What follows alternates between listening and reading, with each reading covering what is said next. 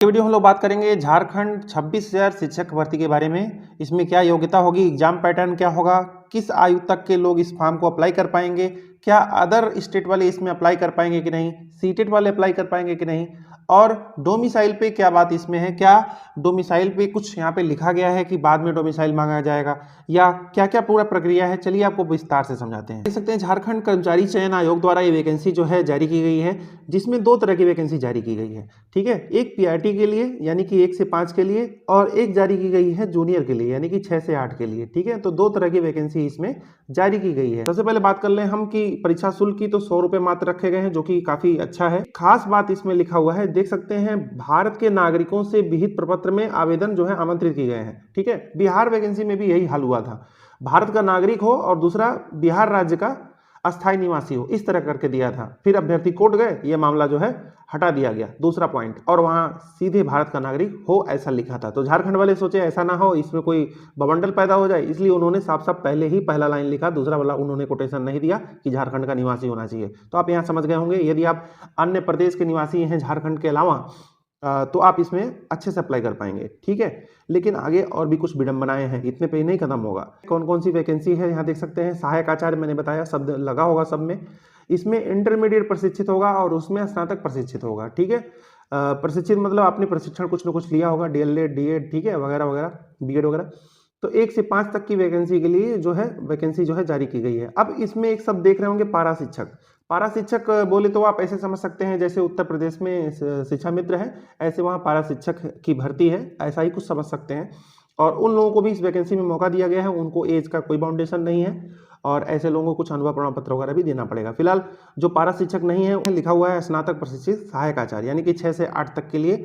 और जो जो सब्जेक्ट होते हैं 6 से 8 में, जैसे कि अन्य प्रदेशों में होते हैं, सारे सब्जेक्ट के लिए वैकेंसी आई हुई है। ये पारा शिक्षक के लिए, इसके नीचे गैर पारा शिक्षक भी लिखा होगा, उसका भी वैकेंसी जो है जारी किया गया है।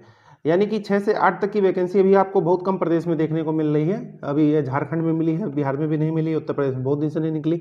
तो गैर पारा शिक्षक जो है यहाँ पे जो अदर स्टेट वाले हैं ये भरेंगे। अब आ जाते हैं योग्यता पर कि क्या योग्यता होना चाहिए 1 से 5 तक पीआरटी वैकेंसी के लिए, जिसे झारखंड के लैंग्वेज में इंटरमीडिएट प्रशिक्षित सहायक आचार्य बोलते हैं। लेवल देख लीजिए, 25,500 से 81,100 के बीच में आपका सैलरी होगा, वेतन होगा। क्या क्या योग्यताएं हो सकती हैं आपको इसमें अप्लाई करने के लिए। 10+2 के स्तर पे यदि आपने कोई डिग्री ली हुई है तो भी आप इसमें अप्लाई कर सकते हैं। 45%, 50% हो तो अप्लाई कर सकते हैं। ये तो कंडीशन है, आप अपने अपने सर्टिफिकेट के अकॉर्डिंग देख लीजिएगा। 50% के साथ बीएलएड हो, या +2 जो है 50% के साथ, अगर आपने शिक्षा शास्त्र विशेष शिक्षा में द्विवर्षीय डिप्लोमा किया है, या स्नातक प्रारंभिक शिक्षा में द्विवर्षीय डिप्लोमा, चाहे जिस नाम से जाना जाता हो। अब जो उत्तर प्रदेश के डीएलएड बीटीसी वाले हैं वो लोग ये वाला सिलेक्ट कर लेंगे। ठीक है, और जो बीएड वाले कैंडिडेट हैं वो ये सेलेक्ट कर लेंगे।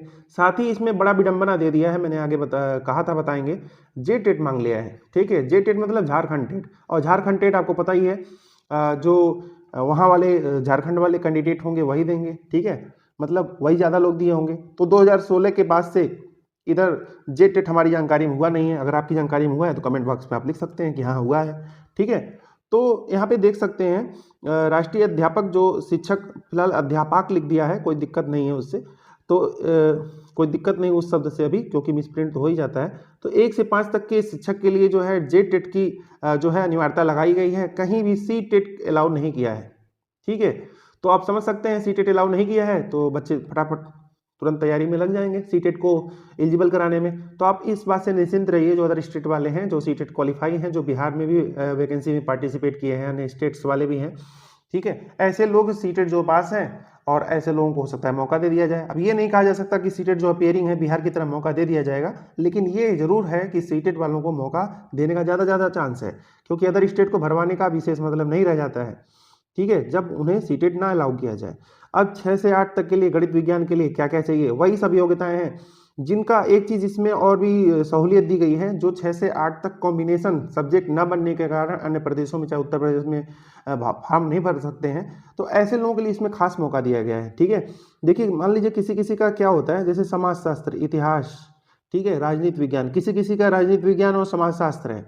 ठीक है, बाकी अदर सब्जेक्ट कोई कॉम्बिनेशन में नहीं मैच कर रहा है, तो आप उत्तर प्रदेश में इस वैकेंसी को नहीं भर सकते हैं, क्योंकि इतिहास, भूगोल, राजनीति शास्त्र अर्थशास्त्र, इन चारों में से कोई दो होना चाहिए, और जिसमें कहीं कहीं कंडीशन लगा देता है जैसे बिहार की तरह इतिहास है भूगोल में से कोई एक जरूर होना चाहिए। लेकिन यदि आपका समाजशास्त्र, राजनीति विज्ञान है, राजनीति शास्त्र है, ठीक है, भले 2 ही साल है, तो आप इसमें अप्लाई कर सकते हैं, इसमें कोई बाउंडेशन नहीं रखा गया है।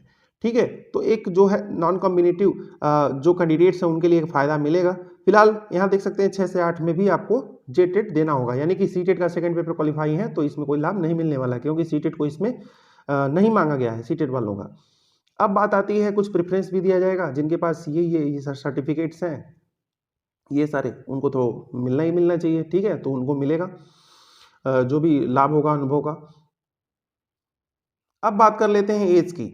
तो देखिए एज जो है 1 अगस्त 2023 को एज जो है न्यूनतम 21 वर्ष है, लेकिन जो मैक्सिमम एज बाउंडेशन है 1 अगस्त 2019 वाला, इसका एक संशोधन पीडीएफ आ गया है, क्योंकि ज़्यादा कैंडिडेट ने मांग की कि 2016 के बाद से अब तक तो जेटेट हुआ नहीं है, जैसा कि मुझे भी पता है। अगर आपको पता होगा, मैं एक बार और कर रहा हूँ, कमेंट बॉक्स में लिखिएगा 2016 के बाद अगर जेटेट हुआ हो तो 2016 के बाद नहीं हुआ है, तो कैंडिडेट्स ये बोले कि 2019 से क्यों आप कैंडिडेट का जोड़ रहे हैं, 2016 से जोड़िए ना, उसके बाद तो जेटेट हुआ ही नहीं, तो देते कैंडिडेट तो मौका पाते।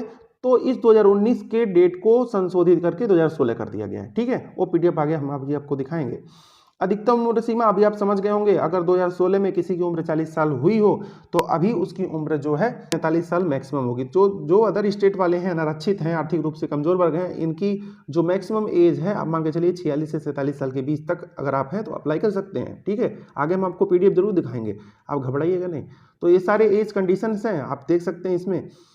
अब बात आती है परीक्षा कैसे होगा, ऑनलाइन या ऑफलाइन। तो बिल्कुल ऑनलाइन होगा, कंप्यूटर बेस्ड टेस्ट होगा, ठीक है, किसी तरह कोई ऑफलाइन कंडीशन नहीं रखा गया है। और मेधा सूची जो होगी, प्राप्तांक, नामलाइजेशन अंक होगी या नामलाइजेशन होगा, यानी कि एक दिन में 2-3 शिफ्ट एग्जाम लिया जा सकता है, ठीक है। परीक्षा एक चरण मुख्य परीक्षा ली जाएगी और वैकल्पिक सारे प्रश्न होंगे, कोई माइनस मार्किंग नहीं है शुरू से लास्ट तक, ठीक है। या पेपर 1 हो, पेपर 2 हो, पेपर 3 हो, कहीं भी इसमें कोई माइनस मार्किंग नहीं रखा गया है। बिहार की तरह इसमें भी पेपर 1 में 30% जो है क्वालिफाइंग नेचर रखा गया है, जो कि केवल पार्ट 1 होगा। पार्ट 2 में आपको स्कोरिंग करना है, पार्ट 3 में भी करना है, और ये देना सबको है। एकदम सेम टेट की तरह है, जैसे आप यूपी टेट या अन्य स्टेट का टेट देते हैं। एक में आपको मतलब 2-3 सब्जेक्ट रहते हैं जिसमें आपको 2 चूज ही करना होता है, एक हिंदी और एक इंग्लिश, ठीक है, या हिंदी उर्दू या हिंदी संस्कृत, ठीक है, ये तो आपको चूज ही करना होता है। तो सेम वही है। तो हमारा तो सलाह ये है उन अभ्यर्थियों से जो लोग इंग्लिश में थोड़े कमजोर हैं, वो लोग फर्स्ट पार्ट वाला क्लिक कर लेंगे, ठीक है, ऐसे में इंग्लिश में, क्योंकि वो क्वालिफाइंग नेचर होगा, थोड़ा बहुत से ला देंगे, और हिंदी इसमें सेलेक्ट करेंगे, स्कोरिंग हो जाएगा। तो ये थोड़ा इंटरनल बात हो जाती है जो आप एक अनुभव से सीख सकते हैं, ठीक है।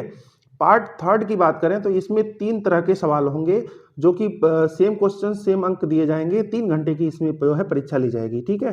तो ये 300 जो होंगे नंबर होंगे, जिसमें 100 अंक आहरक प्रवृत्ति होगी, यानी कि 100 अंक तो आपको लाना ही लाना होगा इस पार्ट में, ठीक है। तो मिला जुला करके 3 2 5 2 7 घंटे, यानी कि दिन भर परीक्षा चलेगी, एक तरह समझ सकते हैं, भले एक दिन ना हो, ठीक है, 7 घंटे तो परीक्षा हो ही रही है, ठीक। तो इसमें कोई बड़ी बात नहीं है, सीटेट का भी होता है तो 2.5-5 घंटे तो हो ही जाता है, ठीक है, 2 घंटा इधर उधर में आप काट ही देते होंगे। तो पार्ट 1 की बात करें तो इसमें 30% आपको लाना है, और बात करें इसमें क्या क्या सिलेबस है, तो सिलेबस ये सारे देख सकते हैं। पार्ट 1 जो होगा जोड़ा नहीं जाएगा, साफ बोल दिया गया है, ठीक है। बाकी जो पार्ट 2, 3 होगा वही जोड़ा जाएगा, और जूनियर के लिए भी सेम चीज़ें हैं, वही पार्ट 1 में 30% लाना होगा। बाकी जो सब्जेक्ट के लिए आप जैसे जैसे एग्जाम्स वगैरह देते हैं, वैसे ऐसे इसमें भी मांगा गया है किस सब्जेक्ट में आपको कितना नंबर लाना है। अब यहाँ देख सकते हैं आर्थिक रूप से कमजोर हैं या अनारक्षित वर्ग के हैं तो कितना % आपको लाना होगा क्वालिफाइंग करने के लिए। इतना लाएंगे तो जाकर के आपको पास माना जाएगा, उसके बाद ही आपको मेरिट वाली लिस्ट में शामिल किया जाएगा। यहाँ देख सकते हैं ये 21 जुलाई को ये जो है डेट आया हुआ है, जिसमें आप देख सकते हैं 1 अगस्त 2019 मांगा गया था, जबकि अभ्यर्थियों ने मांग की और लोगों ने भी संशोधन कराने की कोशिश की, तो 1 अगस्त 2016 इसका डेट जो है कर दिया गया है। ये मैक्सिमम का, मिनिमम का तो जो है वही रहेगा, 21 साल से कम नहीं होना चाहिए, और बाकी एज जो मैंने बताया वहाँ 40 साल था, अब 47 साल तक के अभ्यर्थी इसमें पार्टिसिपेट कर पाएंगे।